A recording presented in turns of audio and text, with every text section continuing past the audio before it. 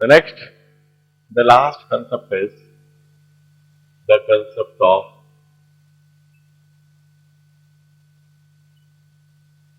eddy currents or occult current.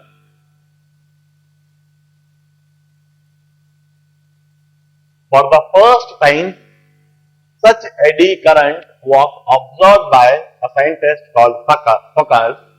That's why we also call it Foucault current. अब सबसे पहली बात, ये eddy, what is the eddy? Eddy means whirlpool, वो पानी के अंदर एडीज बनते हैं। कोई शांत स्थिर तालाब हो तो उसके अंदर पानी एक ही एक जगह पर घूमने लगता है, वर्लपूल भी हम कहते हैं, भंवर बन जाता है, भंवर, दैट इज कॉल्ड एडीज। मैं समझाता हूं, जैसे एक बाल्टी में पानी लीजिए, आधी बाल्टी भर दीजिए पानी से, और आधी भरी हुई उस बाल्टी में हाथ डाल के आप इस तरह से घुमाने लगे। तो आप इस तरह से घुमाएंगे, पानी घूमेगा और इस तरह से घूमते हुए पानी का कुछ शेप बन जाएगा। जहां पानी ऐसे ऐसे घूम रहा है, बीच में से वहां एक होल बनता जाएगा और दोनों तरफ पानी ऐसे उठता जाएगा और ये पानी ऐसा तेजी से घूम रहा है। इस टाइप की सिचुएशन को हम एडीज कहते हैं, घूमता हुआ ऐसे पानी। शांत स्थिर तालाब में हवा, ऊपर जो हवाएं, उनके मोशन की वजह से कई बार एडीज बनती है, और हम कहते हैं ऐसे एडी में यदि कोई तैराक फंस जाए तो कितना भी अच्छा, कितना भी माना हुआ तैराक क्यों ना हो, वो उसमें डूब जाएगा, अपनी जान गंवा बैठेगा। इस तरह की eddies they are very much frequent in Mansarovar lake.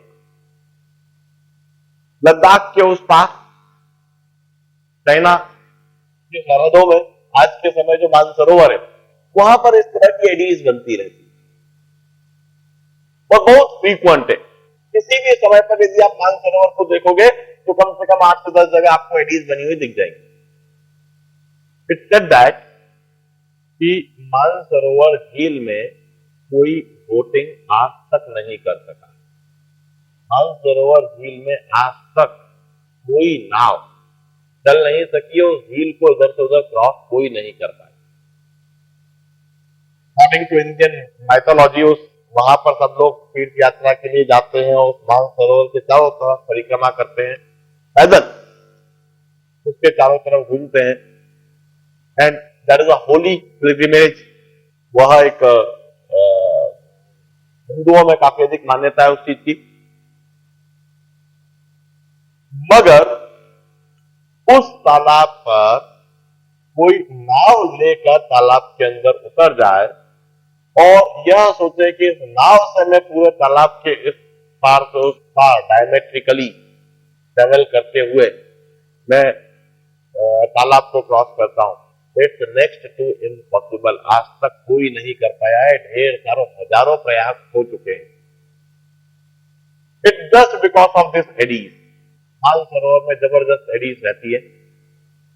आप नाव लेकर नीचे उतरोगे, आगे बढ़ाओगे, उसी दूर पर आगे बढ़ाओगे और आप पूरी तरह से भंवर में फंस जाओगे, आपकी नाव वहीं की वहीं डूब जाएगी और लहरों के साथ वो उसी किनारे पर फेंका जाएगी जिस किनारे पर आपने उतारी थी, आप भी वहीं पर आप फेंका जाओगे। That is the nature of that lake.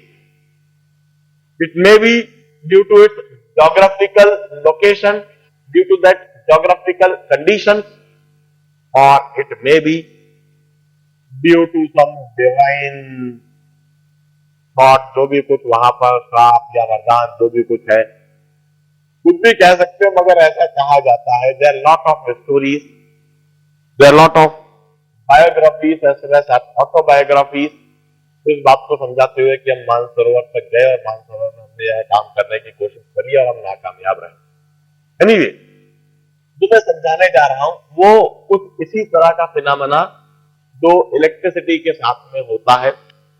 Like हम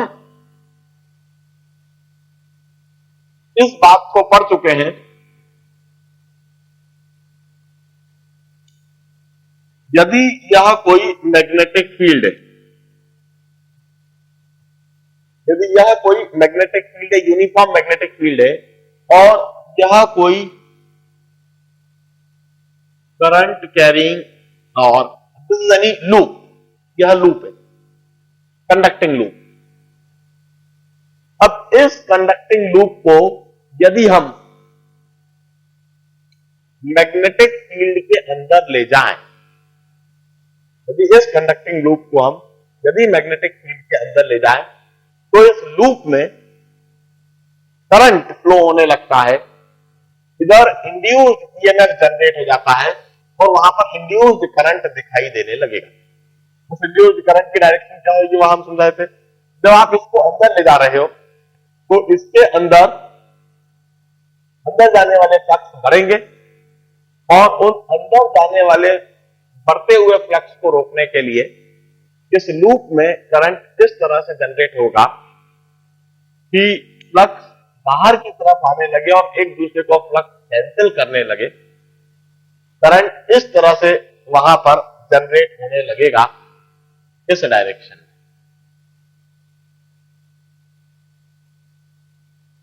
जब आप इसे अंदर ले जाओगे, मैग्नेटिक फील्ड के अंदर ले जाने की कोशिश करोगे, आप इसे मैग्नेटिक फील्ड के अंदर ले जा रहे हो एक तरीके से, और जब आप इसे मैग्नेटिक फील्ड से बाहर लाओगे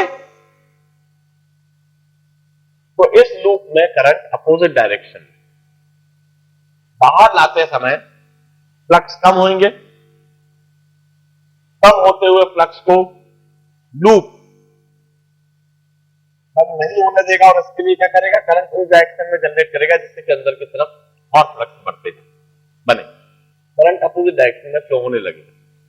we already know this phenomena. यह तो एक करंट कैरिंग लूप के लिए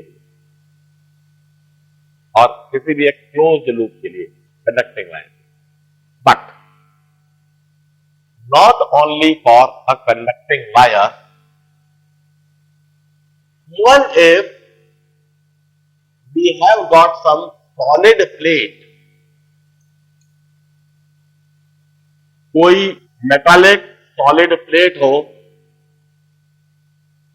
कोई मेटालिक कंडक्टिंग प्लेट हो, मान लीजिए यह एक प्लेट है,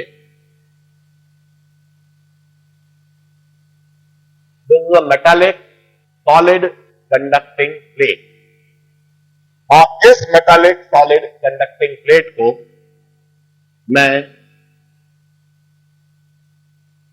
इस मैग्नेटिक फील्ड के अंदर ले जाता हूं।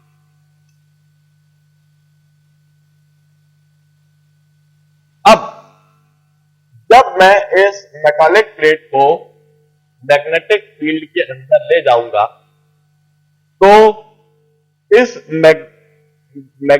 मेटालिक प्लेट के साथ में लिंक्ड मैग्नेटिक फ्लक्स बढ़ेंगे। मेटालिक प्लेट उन बढ़ते हुए लिंक्ड मैग्नेटिक फ्लक्स को अपोज करने की कोशिश करेगी और उसे अपोज करने के लिए इस मेटालिक प्लेट में इस तरह से वहां पर लूप्स बन जाएंगे और इन लूप्स में करंट फ्लो होने लगेगा। इस तरह से वहां लूप्स बन जाएंगे और उसमें करंट फ्लो होने लगेगा। इधर भी लूप बन जाएंगे, इधर एक बड़ा एरिया दिख रहा है, इधर लूप बन जाएंगे, इधर यहां एक बड़ा एरिया दिख रहा है और इधर भी लूप बन जाएंगे। जैसे जैसे यह प्लेट मैग्नेटिक फील्ड के अंदर मूव करेगी, वैसे वैसे इसमें इस तरह से करंट के लूप बन जाएंगे और प्लेट के अंदर करंट ऐसे फ्लो होने लगे।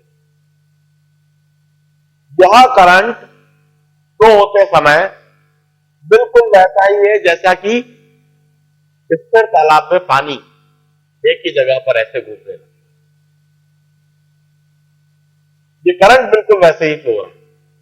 That's why we call them eddy current.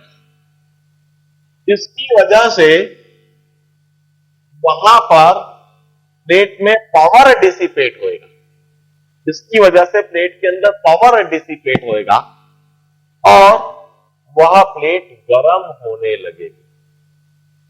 आप जब इसको अंदर ले गए हो तब करंट इस डायरेक्शन में है, जब इस प्लेट को आप बाहर ले जाओगे तो करंट अपोजिट डायरेक्शन।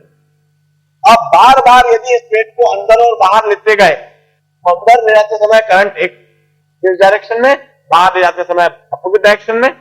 बार बार आप ऐसे कर रहे हो, करंट बार बार उसमें फ्लो हो रहा है, धीरे धीरे वह प्लेट गर्म होने लगेगी और कई बार यह प्लेट इतनी गर्म तक हो जाती है कि यह मेल्ट हो जाएगी।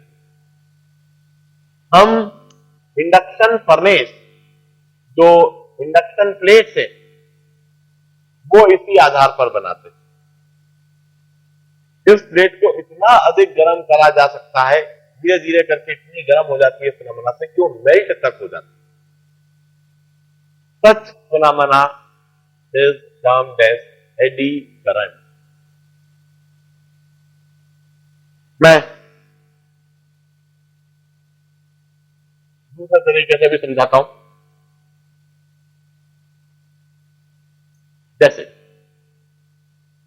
हम एक पीवीसी पाइप लें,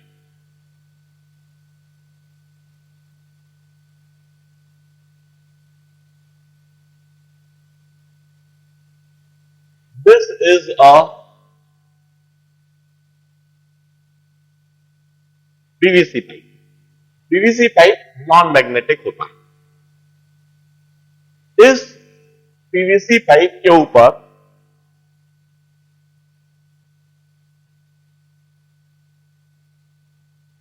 यह नॉन मैग्नेटिक है, इसलिए इसमें कोई एडी करंट जनरेट नहीं हो सकते। इस पीवीसी पाइप के ऊपर हम इस तरह से एक मैग्नेट रख दें,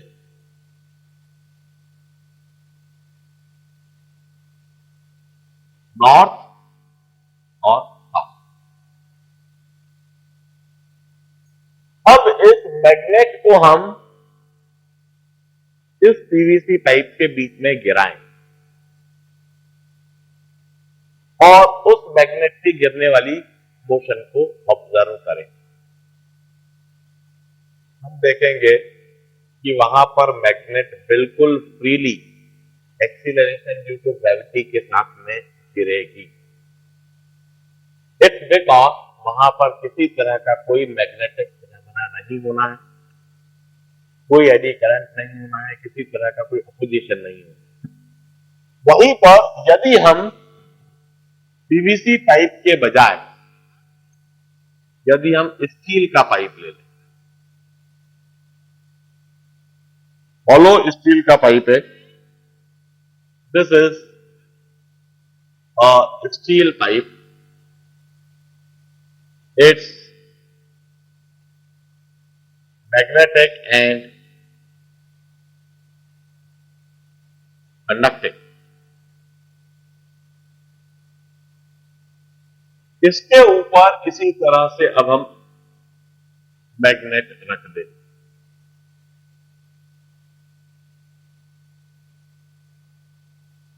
इधर नॉर्थ और उधर साउथ।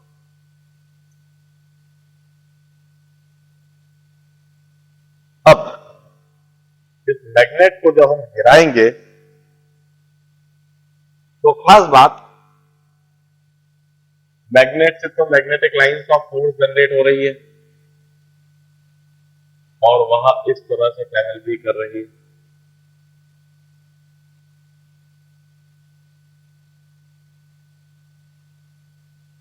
जब यह मैग्नेटिक लाइंस ऑफ फोर्स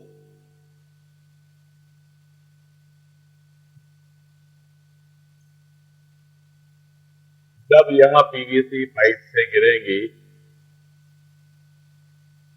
यह मैग्नेटिक लाइंस ऑफ फोर्स इस पीवीसी पाइप से कॉन्स्टेंटली चेंज होती जाएगी। हम कहेंगे इस वजह से इस स्टील पाइप में मैग्नेटिक फ्लक्स जो लिंक्ड है वह चेंज होएगा। Magnetic flux linked magnetic flux के चेंज होने से इस स्टील पाइप में एडी करंट फ्लो होने लगेंगे। That eddy current would oppose the falling phenomena of the magnet. वह एडी करंट इस मैग्नेट के फॉलिंग फिनोमेना को अपोज करेंगे। इस वजह से यह मैग्नेट फ्री फॉल में नहीं होगी, यह ग्रेविटी से नहीं गिरेगी। इनफैक्ट यह मैग्नेट कुछ समय तक एक्सीलरेट होने के बाद टर्मिनल वेलोसिटी एक्वायर कर लेगी और फिर उस टर्मिनल वेलोसिटी से यह धीरे धीरे गिरेगी। हम यदि पीवीसी पाइप और स्टील पाइप पास पास में रख दें और दोनों के ऊपर दो मैग्नेट रख दें और दोनों मैग्नेट को एक साथ गिराएं, हम पाएंगे कि पीवीसी पाइप में रखी हुई मैग्नेट तो बड़ी जल्दी गिर गई और स्टील पाइप वाली मैग्नेट धीरे धीरे गिर रही है। जब तक यह पूरी गिर जाएगी तब तक तो यहीं तक आ पाएगी और ये धीरे धीरे आगे नीचे गिरेगी। Terminal velocity it's because of eddy current. Eddy current क्यों है? क्योंकि इस मैग्नेट से जो मैग्नेटिक फ्लक्स जनरेट हो रहे हैं वह मैग्नेटिक फ्लक्स जब इस स्टील पाइप के साथ में लिंक्ड है और वह जब चेंज हो रहे हैं तो उनके चेंज होने से इस स्टील पाइप के अंदर एडी करंट होंगे। We used to say eddy current को मिनिमाइज, कई जगह तो एडी करंट बड़े हेल्पफुल होते हैं, कई जगह पर एडी करंट को चाहते हैं, तो कई जगह पर एडी करंट अनवांटेड और अनडिजायर्ड भी होते हैं। कई ऐसे एप्लीकेशन होंगे जिसमें आप चाहोगे कि भाई इधर एडी करंट नहीं होता तो अच्छा होता। अननेसेसरी एडी करंट की वजह से एनर्जी लॉस हो रही है, हीट के फॉर्म में एनर्जी डिसिपेट हो रही है। यदि आप एडी करंट को मिनिमाइज करना चाहते हो तो एडी करंट को जीरो तो कभी नहीं करा जा सकता। एडी करंट को मिनिमाइज करा जा सकता है और एडी करंट को मिनिमाइज करने का जो एक तरीका है दैट इज, यदि आपको इस तरह की प्लेट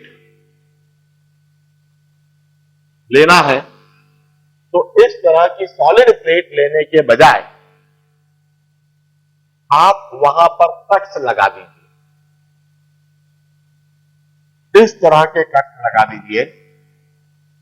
यहां आपने कट लगा दिया,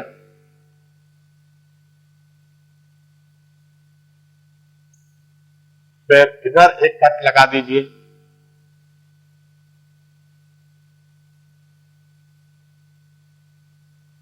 फिर इधर एक कट लगा दीजिए,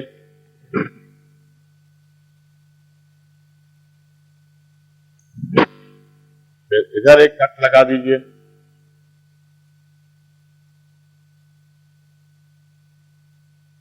इस तरह से आप सॉलिड प्लेट लेने के बजाय इस तरह की प्लेट ले लीजिए।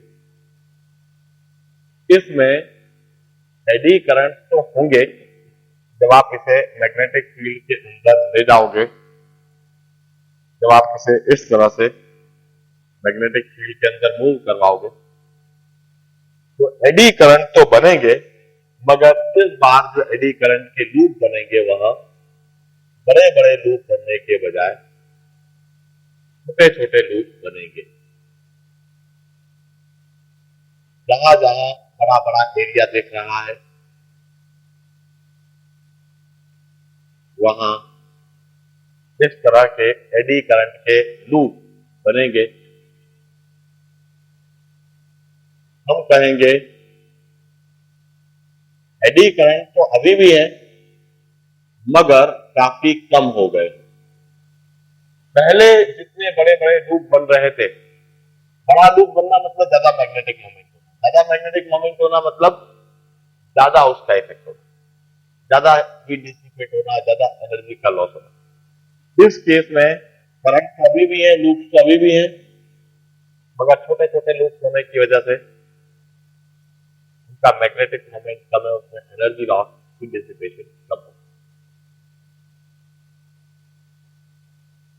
इनफैक्ट इन्हीं एडी करंट के एप्लीकेशन से हम डेड बीट गैल्वेनोमीटर बनाते हैं। डेड बीट गैल्वेनोमीटर मतलब भाई गैल्वेनोमीटर का प्रिंसिपल क्या है? उसके अंदर एक कॉइल है, उस कॉइल में जब करंट पास होता है तो कॉइल डिफ्लेक्ट होती है। खास बात, जब उस कॉइल में करंट पास होता है तो वहां पर निडल वह डिफ्लेक्शन के साथ में आगे तक बढ़ जाती है और वो एसएचएम करने लगती है। जब तक वह निडल एसएचएम करेगी तब तक आप उसकी रीडिंग नहीं ले पाओगे। आप रीडिंग तभी ले पाओगे जब निडल स्टेशनरी हो जाए। यदि वहां पर कोई एडी करंट नहीं होगा तो एसएचएम लंबे समय तक चलता रहता है।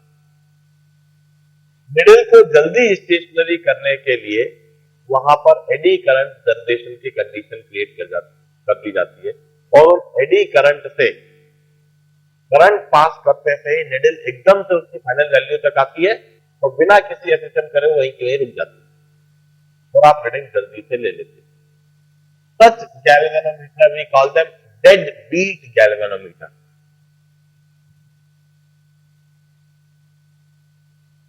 Dead beat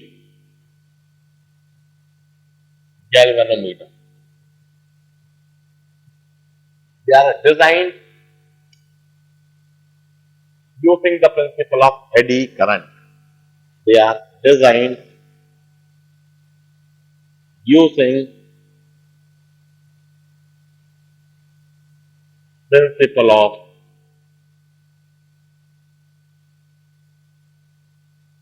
eddy current.